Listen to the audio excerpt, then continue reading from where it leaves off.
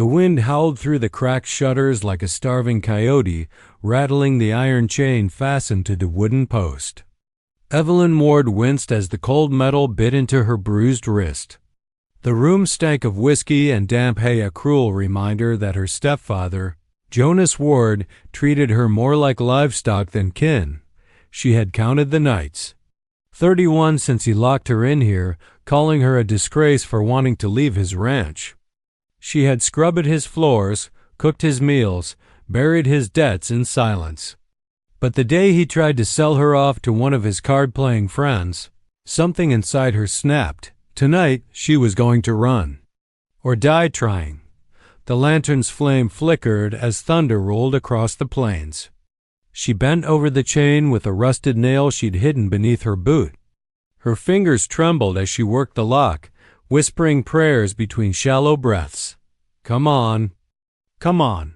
The lock gave a faint click and her heart nearly burst with hope. She pulled the chain loose and stumbled toward the window. The boards were old, half-rotted from years of neglect. She pried one open, the sound lost in the storm outside. Cold rain hit her face like a baptism. The desert stretched out beyond the hill, a dark sea under the trembling sky. But she couldn't stay. Jonas would wake soon, and when he found her gone, hell would follow. She gathered her torn shawl around her shoulders and climbed out, feet sinking into the mud. Her bare toes burned from the chill. She ran, each breath cutting through her chest. Chains still clinking faintly around her wrist like a ghost of her. Imprisonment. Lightning split the sky, revealing the valley below, the outline of an old stable and the black ridge beyond it. If she could reach the ridge, maybe she'd find the old trail to Tucson. Maybe freedom. But freedom had a way of bleeding. Behind her, the ranch door slammed open. Evelyn. Jonas's voice tore through the storm. You ungrateful witch. She froze. His boots pounded the porch. 2 hounds barked and snarled, their chains snapping. Evelyn bolted downhill, mud flying behind her. She tripped, fell, and crawled, hearing the dogs closing in. The rain drowned her sobs. Then, from the shadows, a sound. Not the storm. Not the hounds. A low whistle, long and sharp.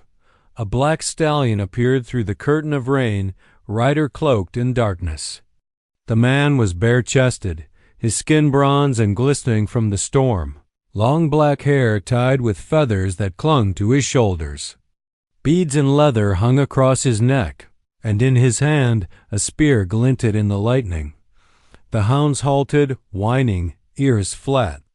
Jonas stumbled after them, his shotgun raised. Who the hell are you? Jonas shouted. The stranger didn't answer. His eyes, dark as obsidian, flicked from Jonas to Evelyn. A moment passed, tense, wordless, eternal. Then the Apache warrior moved. In one motion, he hurled the spear. It struck the ground beside Jonas's boot, splintering the mud. Jonas flinched back, cursing. Evelyn could barely breathe. She didn't know if this man was her savior or another kind of danger. He dismounted, walking toward her with slow, sure steps.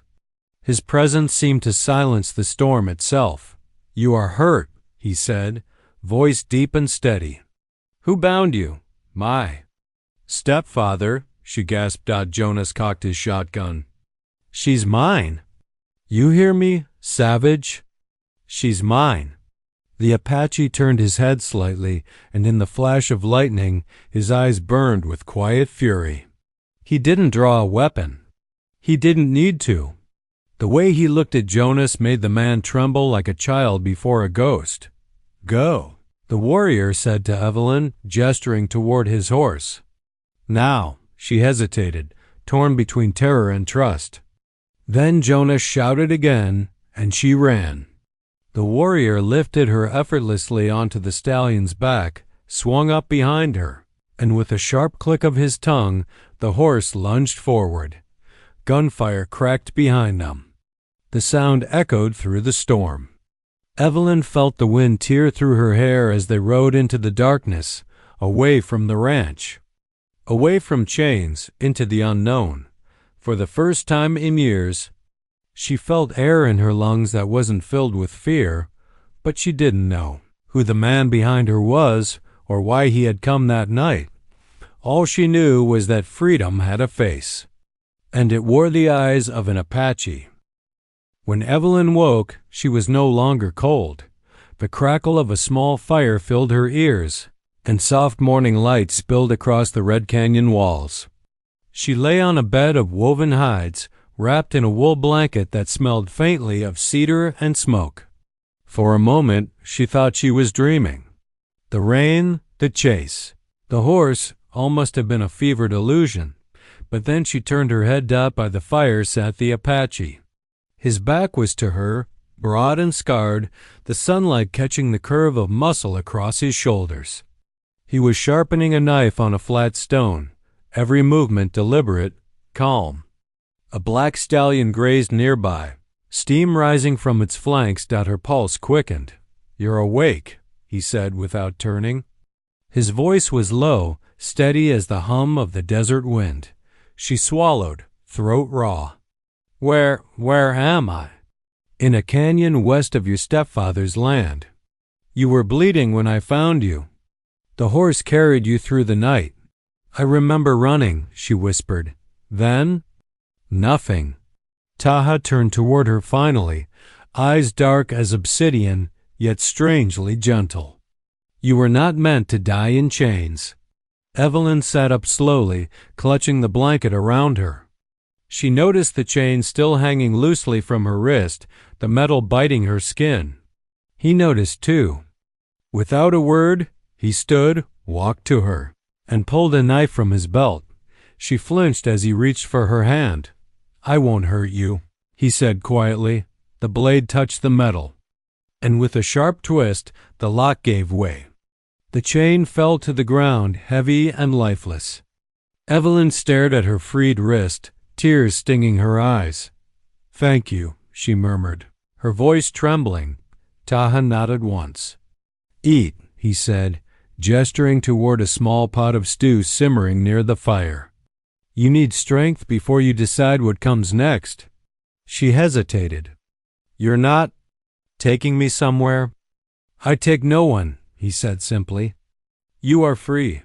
The word struck her harder than the cold had. Free. She had dreamed of that word for years, but now that it was real, she didn't know where to go. She had no family, no money, no place that would take her and Dot. As she ate slowly, she watched him work, quiet, self-contained, every move efficient. He repaired a torn piece of leather, checked his horse's hooves, and gathered herbs from his pack. He carried himself like someone who belonged to the earth itself. "Why did you help me?" she asked after a while. He paused. "Because I know the sound of chains." Her spoon froze midway to her mouth. She looked at him, but his face gave nothing away. Still, the pain in his voice lingered. "What will you do now?" he asked finally. "I don't know," she admitted. "Jonas, my stepfather, he'll come looking for me. He always does. There's nowhere to hide." Taha's gaze turned toward the canyon ridge, where the wind carried the faint cry of a hawk. "There are places even men like him won't follow. But you must decide if you want to run forever. Or stand." "Stand?" she echoed. He looked back at her. "A caged spirit can run until her feet bleed, but she will still be chained if she fears the past." The words settled deep in her chest. She wanted to argue, to tell him he didn't understand. But she saw something in his eyes, a quiet knowing, the kind that came from wounds that never truly healed. That night, as the fire died and stars burned above the canyon, Evelyn lay awake. The wind whispered through the rocks, carrying the scent of sage. Across the fire, Taha sat still, watching the night. She studied him quietly. His presence was powerful, but not harsh. There was strength in him, but also grief. "Who are you, Taha?" she asked softly. His eyes reflected the firelight. "A man who once lost his people to fire and greed," he said. "And now I walk where the wind goes." Silence settled between them. Evelyn felt her heart tighten. She knew pain when she saw it. The first light of dawn crept over the ridge. For the first time in years, Evelyn didn't dread the morning. She looked at her free wrist, then at the man who had saved her, for now she was safe. But deep down, she sensed her past was not finished with her yet, and neither was he. The desert sun burned high when Taha saddled the horse. The canyon that had felt so peaceful in the morning now seemed smaller, the air heavier. Evelyn stood near the fire pit, wrapping her shawl tightly around her shoulders, watching him work. "You're leaving?" she asked quietly. Taha glanced at her. "Not leaving, moving. Your stepfather will not stop. I saw his tracks at dawn. 2 men with him." Her stomach tightened. "He found us already." "Not yet," Taha said, his tone calm, but his eyes stayed fixed on the distance beyond the canyon mouth. "But soon." He handed her a waterskin and pointed toward a rocky trail that snaked through the cliffs. "We ride north. There's a stream and a place my people once called Cowhan Valley. Few men go there." Evelyn nodded, swallowing the lump in her throat. She had thought escaping the ranch meant she was free. But freedom, she was learning, came with shadows that chased you still. They rode in silence for hours, the black stallion carrying them over sand and stone. The wind blew dry against their faces, carrying the smell of dust and mesquite. Every few miles, Taha would dismount, crouch low, and study the ground. Evelyn watched him, how his hands felt the soil, how his eyes read signs invisible to her. "You can tell where they are?" she asked. He nodded once. 3 horses. 1 limps. They follow slow. Her heart sank. Jonas. She could almost hear his voice in the wind-harsh, cruel, filled with rage. When they reached the ridge at sunset, the desert below glowed gold and crimson. Taha stopped the horse and looked out across the vast emptiness. "We'll camp here tonight," he said. "The wind will hide our scent."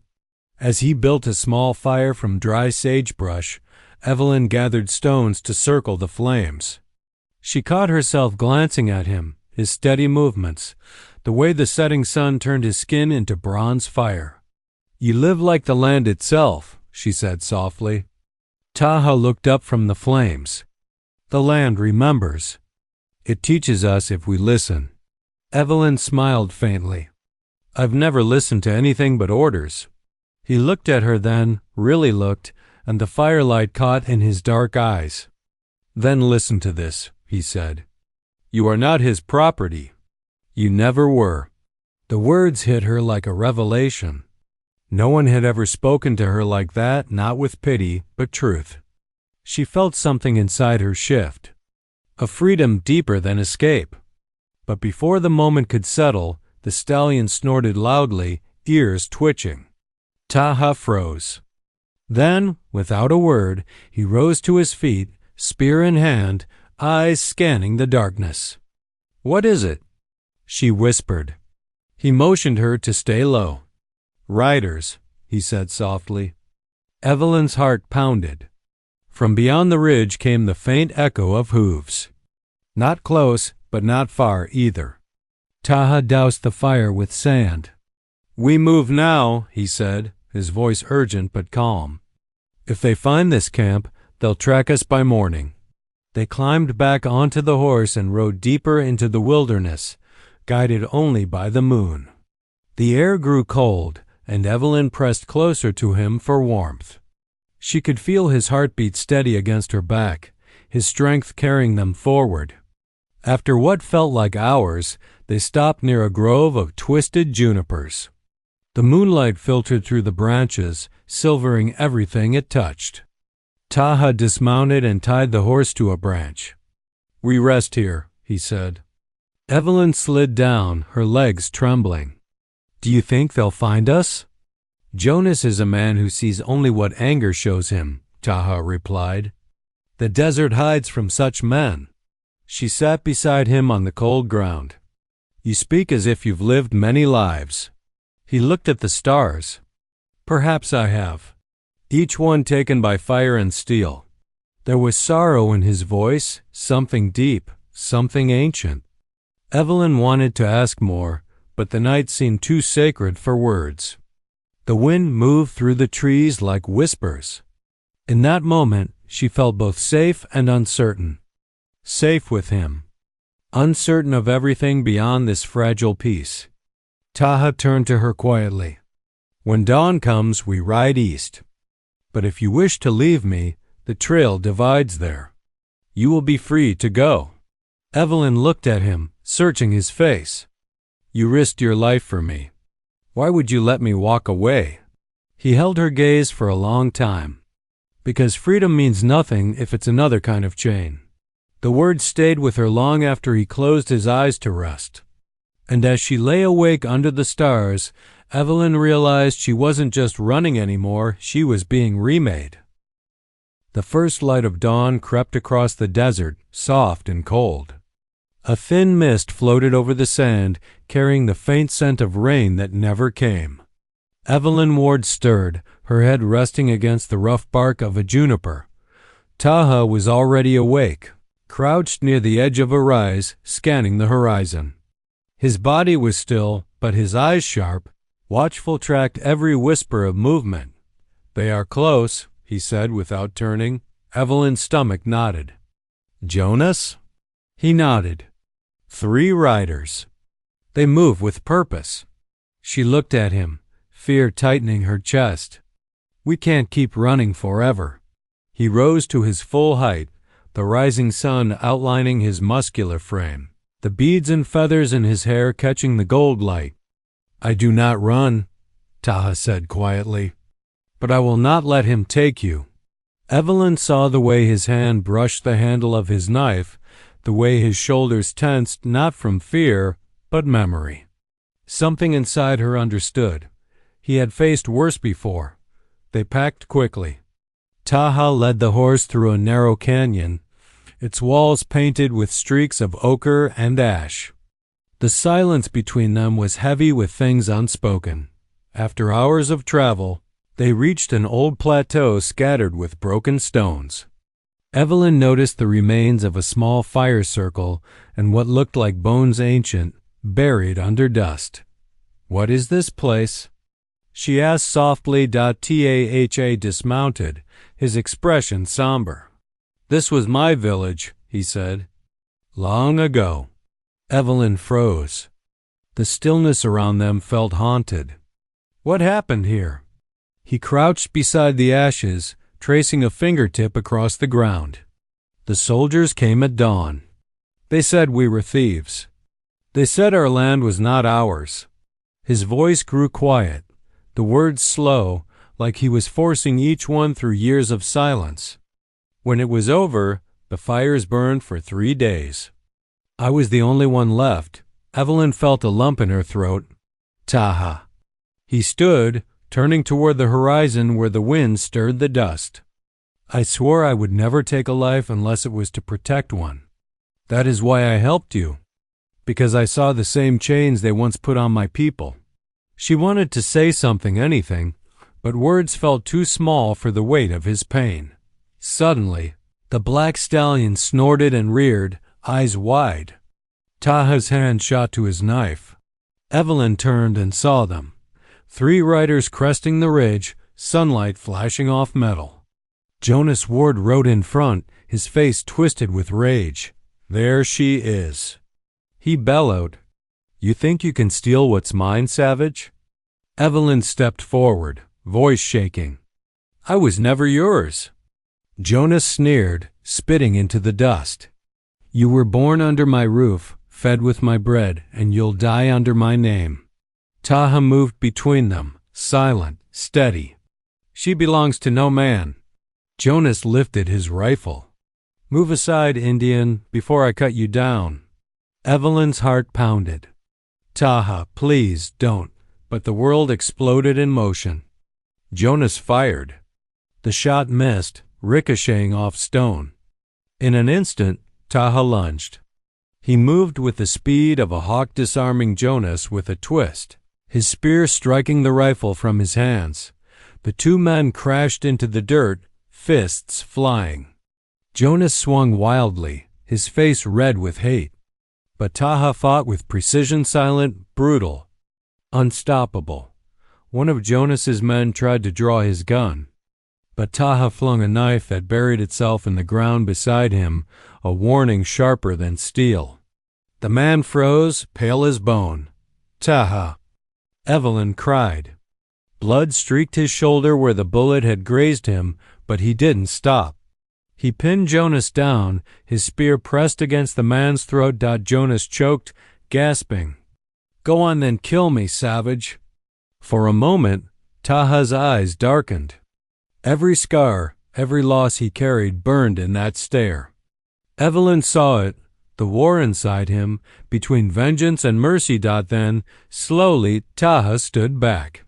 "No," he said, voice cold as stone.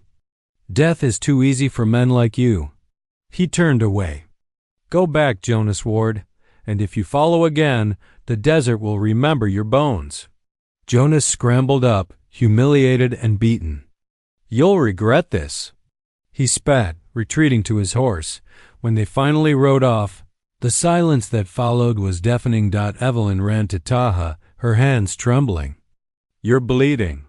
He smiled faintly, the first she had seen. "A mark to remind me that peace is never without pain." She tore a piece of cloth from her dress, pressing it to his wound. As she did, their eyes met hers, filled with tears, his steady and unreadable. "Why didn't you kill him?" She whispered. "Because I won't become what they made me," he said softly. "Not again." As the wind swept through the ashes of his old village, Evelyn understood that they were both haunted by the same ghosts, different chains. Same fire. And though she didn't yet know where the road would lead, she knew one truth: she would not walk it without him. The sun broke over the canyon ridge like a bleeding wound, spilling gold and red light across the desert floor. Evelyn Ward blinked awake to the warmth, her back aching from another night of sleeping on the ground. For a moment, she didn't know where she was. Then she saw him. Taha stood waist-deep in the river, his skin glistening under the sunrise, long black hair dripping down his shoulders.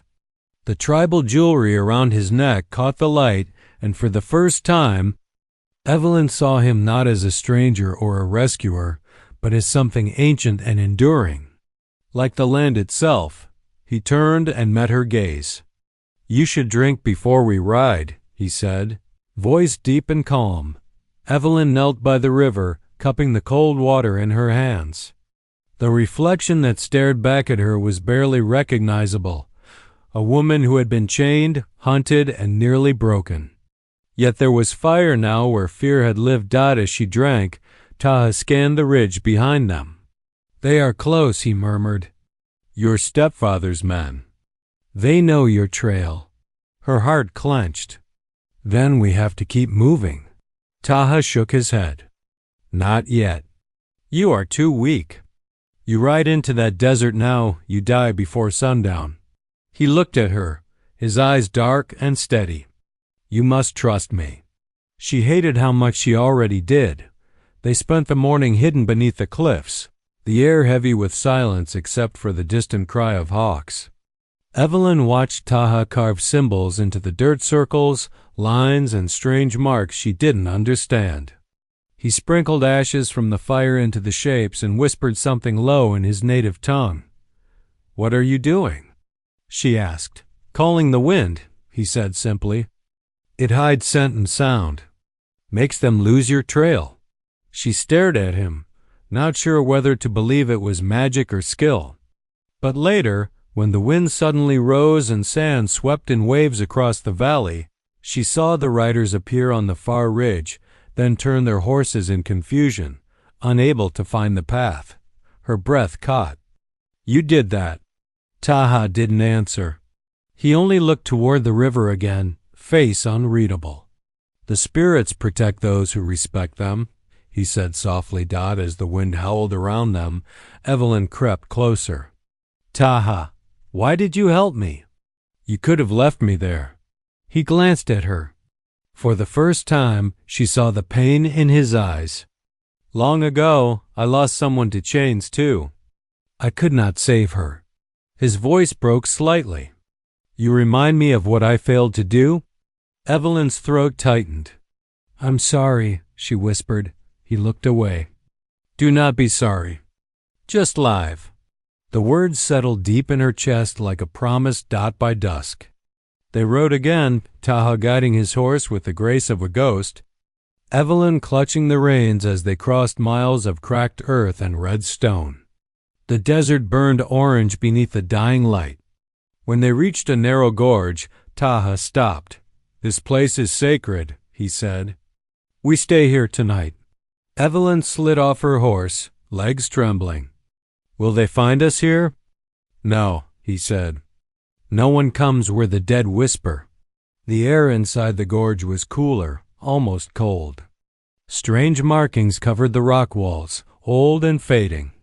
Evelyn traced one with her fingers. It was a handprint, smaller than hers. My ancestors, Taha murmured behind her. They once walked here before your people came. Their spirits do not rest easily. As night fell, they built a small fire near the gorge wall. Taha sat beside her silent, watching the flames dance. Evelyn felt something shift between them, something unspoken but real. I don't know where I'll go after this, she said quietly.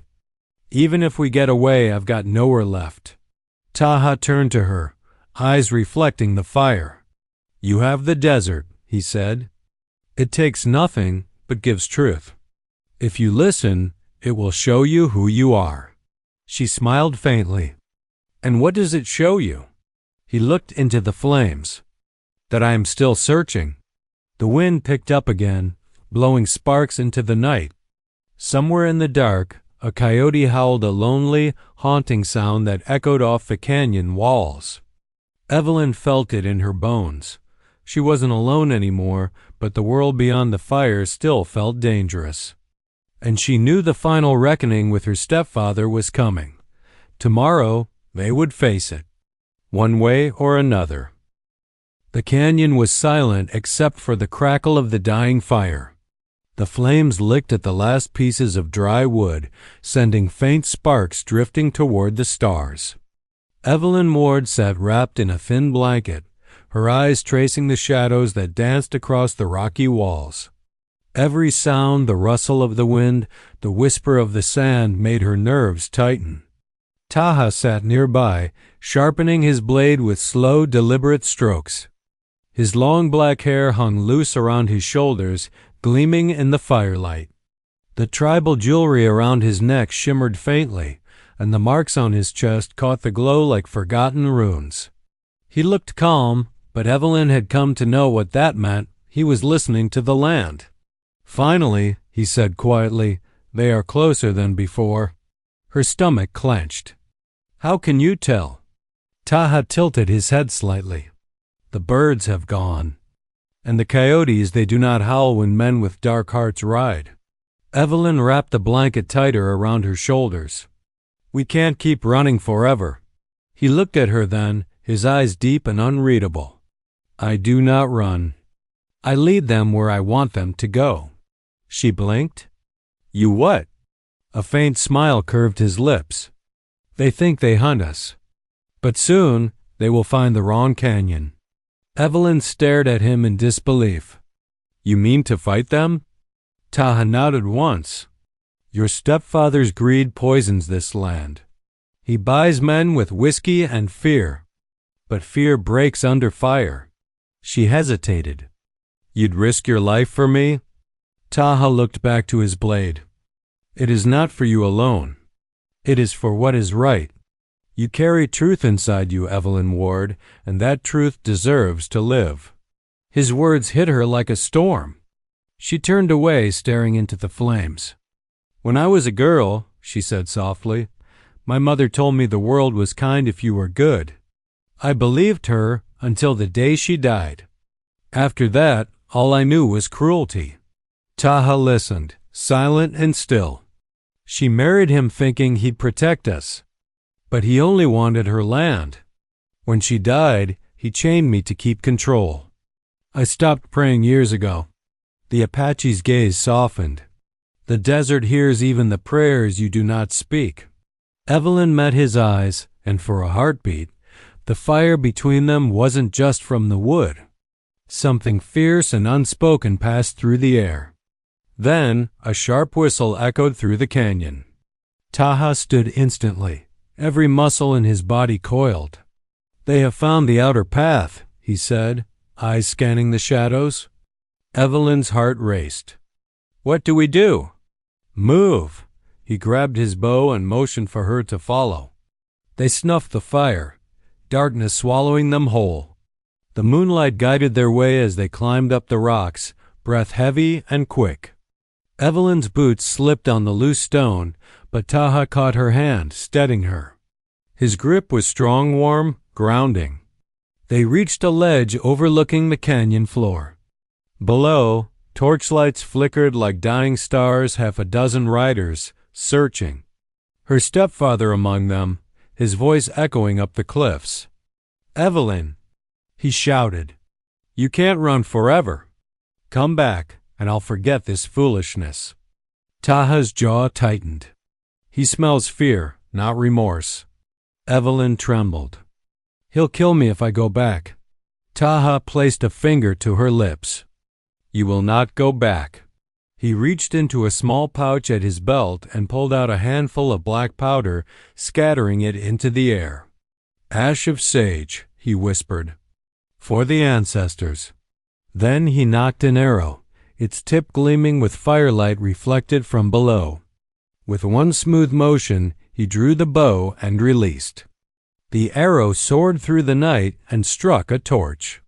In an instant, flame erupted across the canyon floor as dry brush caught fire.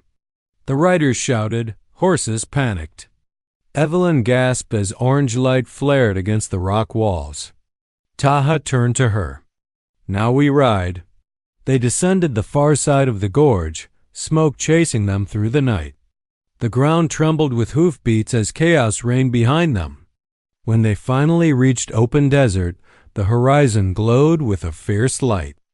Evelyn looked back, tears streaming from smoke and relief. Taha rode beside her, silent, eyes forward. "You planned this," she said, her voice raw. He nodded. "The land gives warning. The fire clears the path." As the stars faded and dawn began to break, Evelyn realized that the man who had saved her wasn't just a warrior, he was a force of nature. But deep down, she knew the fight wasn't over. Her stepfather wasn't dead yet, and some men like him didn't stop until everything pure was burned away. Tomorrow would bring the final reckoning. The morning sun burned low on the horizon, setting the sky ablaze with crimson and gold. Smoke from the night's firestorm still rose behind them dark ribbons, twisting above the canyon that had swallowed her stepfather's men. Evelyn Ward rode in silence, her breath sharp from exhaustion. Her heart beating to the rhythm of the horse's gallop. Apache rode beside her. Face hard and unreadable, eyes scanning the desert as though he could see through time itself. His long black hair blew behind him like a banner of defiance, the tribal jewelry around his neck catching the dawn light. When they reached the open plain, he slowed the horses. "We stop here," he said quietly. Evelyn dismounted, her legs trembling. The vastness around them felt endless, an ocean of dust and wind. "Do you think they're gone?" she asked. Taha looked back at the horizon. "No man like him dies easy." She shivered. "Then he'll come again." Taha nodded once. "And when he does, you will not run." Evelyn turned to him, surprised. "What do you mean?" He stepped closer, his presence grounding her. "You've spent years chained by fear, first his chains, then your own. The desert breaks what is weak, but it gives strength to those who survive. You are no longer his prisoner." His words settled deep within her, burning like fire through old scars. Before she could speak, A faint sound carried through the wind, the echo of hooves. Taha's head snapped up. "He's coming," he said. "With what men he has left."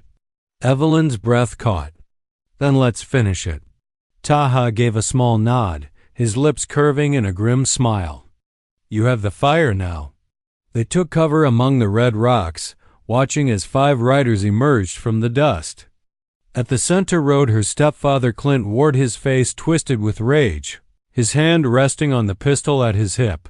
He stopped his horse and shouted, "Evelyn, you think a savage can save you? You belong to me." Evelyn stepped from behind the rocks, her voice shaking but strong. "I belong to no one." Clint sneered. "You'll come back or I'll drag you by the hair." Before he could draw his gun, Taha stepped out beside her, bare chest gleaming in the sun, blade in hand, eyes cold as flint. Clint laughed, spitting into the dirt. "You again. I should have shot you when I had the chance." Taha said nothing. He moved like a shadow, silent and sure. The first shot cracked through the air, echoing across the desert. Dust flew where the bullet struck the ground. Taha's hand was faster, his knife flashed once, and one of Clint's men dropped from his horse, clutching his throat. The others scattered, confused, firing wildly. Evelyn ducked behind a boulder, heart pounding, hands trembling. She saw Clint dismount, gun in hand, stalking toward her. "Come out, girl," he roared. Taha met him halfway, blade against gun. The 2 men clashed under the rising sun, the sound of metal, gunfire, and rage filling the air. Taha moved with the grace of wind and sand, striking, dodging, never yielding. But Clint fought like a cornered animal. He fired again, grazing Taha's shoulder. Evelyn screamed, picking up a fallen pistol. Her hand shook, but she aimed true. "Leave him!" she cried. Clint turned toward her, eyes wild. "You wouldn't," the gun roared. Clint staggered back, shock in his face, then fell to his knees. The dust rose around him like a shroud. For a long moment, there was only the sound of the wind. Then Taha approached, his breathing heavy, blood streaking down his arm. He looked at Evelyn not with pity, but with respect. "It is done," he said. Evelyn dropped the pistol, her chest heaving. Tears streamed down her face, not from sorrow, but from release. She looked toward the body of the man who had ruled her life and felt the chains break. One final time, Taha reached out, touching her shoulder gently. "You are free now," he said. She looked up at him, her eyes bright through the tears. "Because of you." He shook his head. "No, because you chose to fight." They stood together in silence as the sun climbed higher, burning away the last traces of smoke. Around them, the desert stretched wide and endless, an untamed promise of life beyond pain. Finally, Evelyn spoke softly. "What will you do now?" Taha looked toward the horizon. "The spirits still have paths for me to walk. My people need me. But you," he turned to her, eyes softening, "you must build something new, somewhere your fire can live." Her heart twisted at the thought of parting, but she nodded. "Then this isn't goodbye?" He smiled faintly. "The wind always carries what it remembers." And with that, he mounted his horse. Evelyn watched him ride into the desert, the sun turning him into a golden silhouette, half man, half legend. She stood there for a long time, feeling the warmth on her skin, the pulse of her own heartbeat, the strength she'd reclaimed. Evelyn Ward was no longer the woman who ran from her chains. She was the one who broke them. And somewhere beyond the horizon, the Apache warrior who had given her freedom rode with the wind, his spirit forever bound to the desert that had brought them together.